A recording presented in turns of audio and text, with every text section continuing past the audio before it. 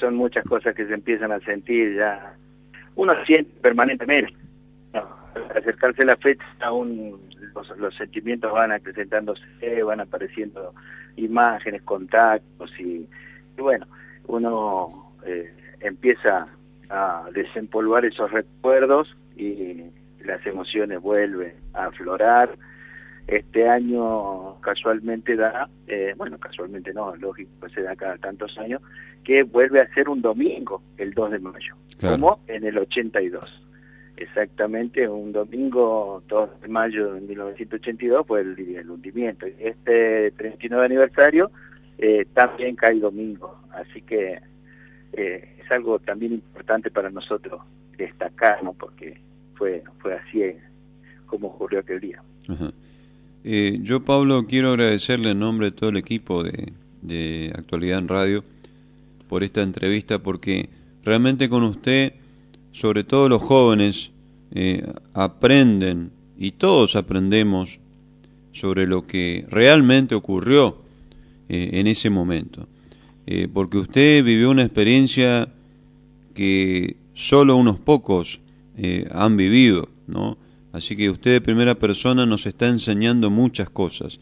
Hay muchas preguntas que quiero hacerle, don Pablo, pero comienzo, Pablo, para poder entender un poquito el buque, el barco, el Lara General Belgrano, cuando ya se anunció este conflicto armado, inmediatamente ya partió hacia la zona de conflicto, o tengo entendido que se había demorado un poco, ¿no?, en salir.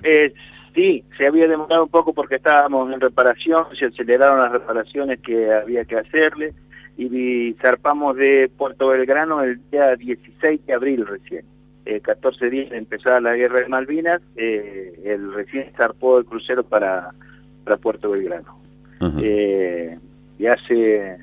Después el último puerto que tocó fue Ushuaia, otro día antes del hundimiento, el 24, creo que fue el 24 de abril, el último puerto que tocó fue el puerto de Ushuaia, y bueno, ese fue su último destino, digamos, de puerto. Bueno, don Pablo, antes de continuar con la entrevista, sí, quiero pasarle un saludo muy especial de parte de nuestro director, el señor Daniel Luna, que justamente me pidió eso, ¿no?, que le mando un fuerte afecto, un fuerte abrazo a usted, don Pablo. Sé que años anteriores siempre estaba en contacto con nuestro director, Daniel Luna, así que antes que se me pase, porque entre la nota se me va a pasar, el abrazo ahí para usted de parte de Daniel. Muchísimas gracias, que sea recíproco para él también. Un abrazo grande y bueno, gracias por estar siempre, porque siempre se recuerda y siempre está ahí presente en cada momento, en cada acto, en cada fecha conmemorativa, la gesta de Malvinas, siempre recibimos saludos de él, está presente, así que muchísimas gracias por eso, porque bueno, es importante que se difunda, ¿no es cierto?, que se difunda que hubo gente que dio la vida por la causa Malvina, hay gente que todavía la está dando a la vida por la causa Malvina, gente que está dando fervorosamente por la causa Malvina. Claro. Es bueno recordar y es bueno hacer homenajes a quienes quedaron, ¿no es cierto?, porque no tenemos que olvidarnos que 649 hombres de nuestra Fuerza Armada quedaron como héroes de la guerra de Malvinas, y muchísimos más los que perdieron la vida después, ¿no es cierto?, claro, por diferentes causas. Pero bueno, contemos los héroes que se produjeron, las bajas que se produjeron en la gesta, que son 649.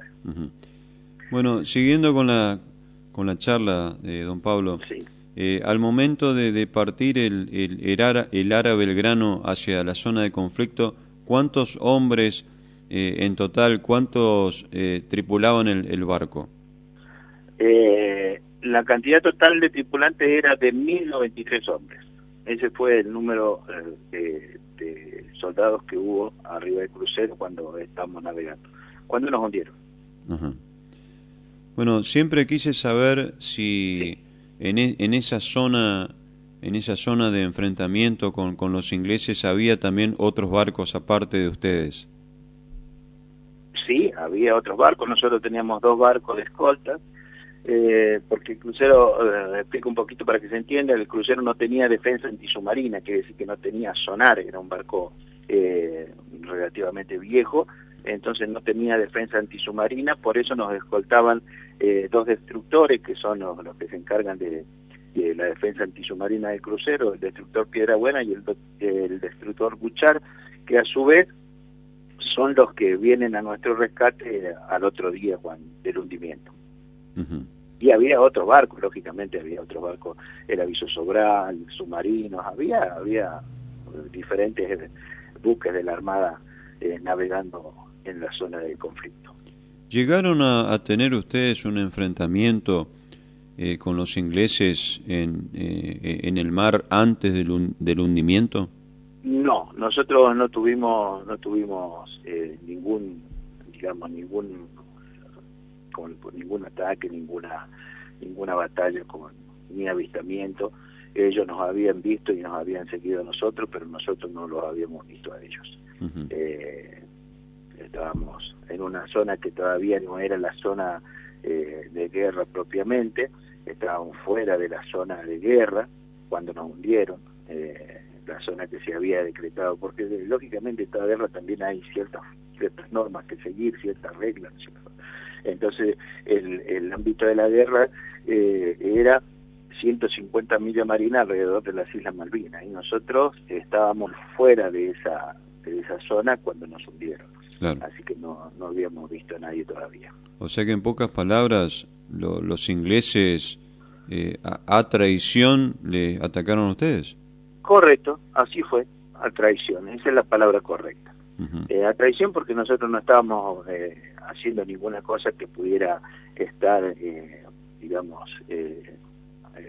afectando o con intenciones de hacer algo, porque estábamos navegando fuera de la zona de exclusión, incluso estábamos en un momento que nos habían dado descanso, porque estábamos en un lugar donde no se esperaba, no se creía que iban a poder atacarnos, porque bueno, en otro momento por ahí donde habíamos estado más cerca de la zona de guerra, habíamos estado preparados, habíamos estado todos cubriendo nuestros puestos de combate, pero en el momento del hundimiento habíamos estado fuera de la zona de exclusión, era domingo, nos habían dado un receso para que descansemos después del mediodía, y bueno, cada uno estaba haciendo lo que tenía ganas de hacer, porque era un descanso, y ahí fue atacado, digamos, totalmente a traición.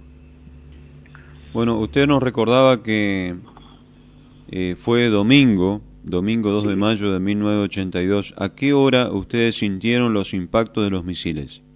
A las 16:02 minutos. Ese fue el primer impacto y ahí seguido de ese el otro impacto. 2 impactos que hicieron que el buque se fuera a pique en una hora. En una hora desapareció un barco de prácticamente 200 metros de largo, 189 metros de largo, por 45 metros de ancho. Una cosa impresionante. Se hundió en una hora. Qué increíble. Algo terrible. Terrible. Bueno, allí entonces fallecieron en total, ¿cuántos argentinos? 323 son los fallecidos. ¿Y cuántos sobrevivieron, Pablo? El resto, 770. Uh-huh. 770 son los que tuvimos la suerte de sobrevivir a aquello. De los 323 que fallecieron, 272 murieron en el momento del torpedo, por el impacto del torpedo. Uh-huh. Después, 28 de los 323 murieron en las balsas o desaparecieron porque los vieron en cubierta o los vieron en algún lugar, se tiene conocimiento de eso. 28 de esos salieron, no estuvieron, digamos, en el impacto, o tuvieron, mejor dicho, en el impacto, pero no murieron en el impacto, sino que pudieron salir y se perdieron después, están desaparecidos.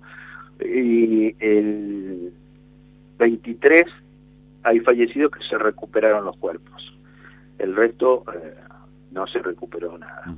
Quiere decir que hay 300 cuerpos no recuperados de Cruz. Así que en ese tiempo, en una hora, tuvieron que correr por sus vidas prácticamente, ¿no? Sí, hasta que uno cae, digamos, en qué había pasado, porque nadie esperaba que nos atacaran, esa era la verdad. Por lo menos yo, y yo creo que ninguno de los que estábamos ahí, o muy pocos, por ahí algún militar de carrera, por ahí tendría alguna intuición, pero nosotros yo no tenía ni la más mínima idea que nos podían atacar, porque nos habían mandado, como decía anteriormente, a descansar, así que no teníamos idea de que nos iban a atacar así. Y bueno, hasta que uno reacciona, hasta que uno ve lo que puede hacer, lo guían a ver qué es lo que tiene que hacer. El barco quedó completamente a oscura con el primer torpedo. Completamente a oscura quiere decir que no se veía nada. En un barco, por ejemplo, no hay entrada de luz, si no es por algún ojo de buey, por esas ventanas redondas que sabemos ver por ahí en algún barco, en las películas, pero en los compartimientos donde uno está, por lo general, no hay ningún tipo de luz externa, de luz natural. Entonces sí o sí tiene que haber energía eléctrica para poder iluminar. Y al perder la energía, quedamos totalmente a oscuras sin saber para dónde salir.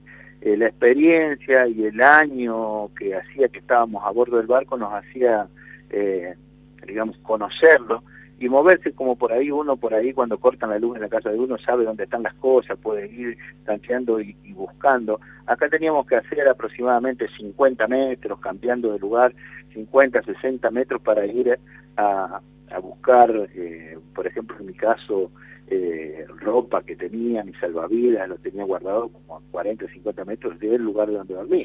Así que una travesía fue llegar hasta ahí, y entre medio de todo un alboroto, porque era grito, era humo, petróleo, fuego.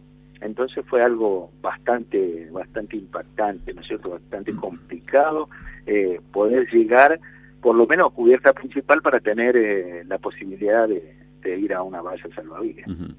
Bueno, así hablando de eso, Pablo, hablando de los salvavidas, ¿había suficientes salvavidas para todos? Me imagino, entre toda el apuro de salir del barco. Según pude leer, Pablo, usted corríjame, porque usted es el que sabe, según pude leer, algunos salvavidas que se largaron al mar en el apuro y en el caos. Algunos salvavidas tenían pocos sobrevivientes, mientras que otros cargaban muchos argentinos, como 30 en total. Sí, la capacidad de cada balsa era de 20 personas, pero en algunas sí estaban, sobrecargadas, porque por ahí tenían 25, 30 personas, y algunas otras tenían menos. Pero eso, en el apuro, en la desesperación, buscando la posibilidad de salvar la vida, uno trata de hacer. Si hacíamos, lo que teníamos como instrucción, que fue, por ejemplo, en el caso de la balsa mía, éramos 21 tripulantes. Habíamos hecho la maniobra como realmente la habíamos practicado, como realmente habíamos entrenado muchísimo tiempo, porque para cada una de las actividades que uno tenía en el barco tenía su entrenamiento, ¿no es cierto? Incluso para el caso de que hubiera que abandonarlo. Sabíamos lo que teníamos que hacer, a dónde teníamos que ir, y bueno, en el caso de la balsa mía se dio que teníamos 21, y en otros tengo conocimiento de que había 30 personas, he visto balsas con 4 personas, y con respecto a la pregunta que hacías primeramente, si había balsas para todos, sí había balsas para todos, alcanzaban las balsas para todos, porque había más de 50 balsas, así que no había ningún problema para para que si tenía que evacuarse todo el buque, entraban los 1093 en las balsas que había, no había ningún problema. Don Pablo, yo sé que por ahí a usted le cuesta volver a hablar de todo esto, pero usted nos está enseñando a nosotros, nos está enseñando un montón de cosas a entender lo que pasaron ustedes. Muchos de nosotros jamás hemos, para que se entienda bien, Pablo, jamás hemos tocado un arma de fuego, no tenemos idea de lo que significa disparar un arma de fuego. ¿Usted nos puede explicar qué se siente o qué sintieron ustedes para tener una idea de la dimensión de tamaña explosión, de recibir, porque en total fueron 3 misiles lo que les atacaron, ¿no? 3 en total. En total fueron 3, pero impactaron 2. Ajá. Nos dispararon 3, uno pasó de largo que rozó a uno de los destructores, pero no explotó, gracias a Dios, y 2 impactaron en el crucero. Fue una explosión tremenda, ¿no? Si usted puede describirla al momento de recibir el impacto, Pablo. La explosión fue y el impacto fue de tal manera que a 200 metros de hierro, porque era todo hierro, no sé qué cantidad de toneladas tenía el barco, que lo haya sacudido, que lo haya inclinado, que le haya arrancado 25 metros de su estructura. Arrancó uno de los torpedos 25 metros de la punta del barco, la proa del barco fue arrancada del impacto. Es algo indescriptible, es algo que uno jamás en la vida se puede imaginar o puede volver por ahí a sentir, ¿no es cierto? Porque es algo totalmente, no estamos hablando de un choque violento que podemos ver en los accidentes en la ruta, donde un auto por ahí de 3 o 4 metros de dimensión y de chapa se destruye, sino que estamos hablando de algo, de un acorazado de guerra, que un torpedo le arranque por completo 25 metros de su estructura, es algo indescriptible realmente, es algo, digamos que cuando uno lo piensa así después en frío hasta vuelve a tener sensaciones terribles, ¿no es cierto? Porque lo que uno vivió en ese momento, digamos, no hay forma de compararlo, no tenemos con qué compararlo a lo que es la vida cotidiana de uno, ¿no es cierto?